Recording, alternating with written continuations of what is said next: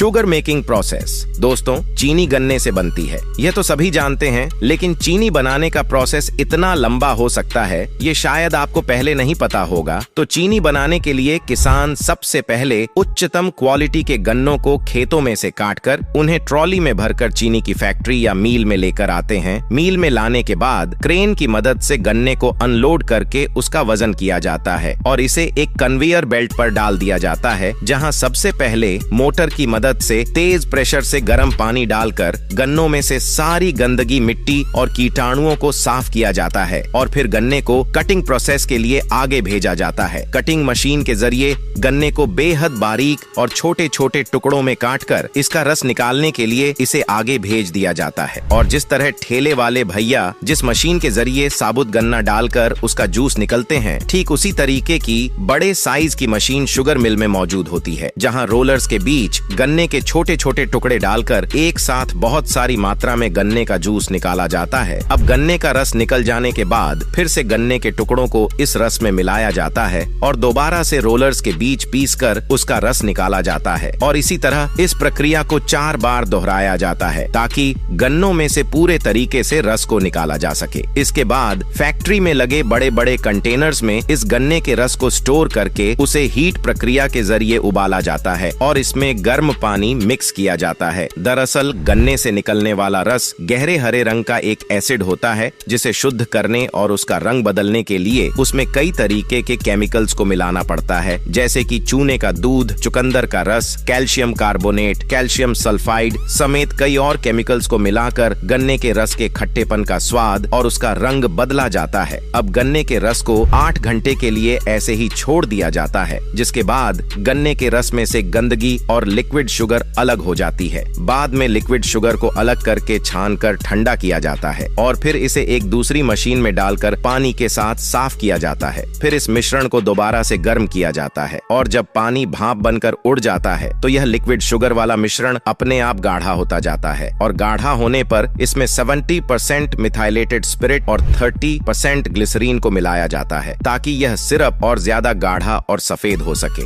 लगातार processor machine में चलते हुए इसमें शुगर क्रिस्टल बनने लगते हैं। तब जाकर शुगर को दानेदार ट्रेन जैसी मशीन में डाला जाता है जो चीनी को चौकोर टुकड़ों का आकार देती है। इस प्रक्रिया के बाद आपकी चीनी बनकर तैयार हो जाती है। चीनी तैयार होने के बाद इसे गर्म हवा में सुखाया जाता है और फिर पैकिंग के लिए अलग अलग साइज के कंटेनर्स में भर दिया जाता है, जहां शुगर को अलग अलग क्वांटिटी में पैक करके मार्केट में बिकने के लिए भेज दिया जाता है।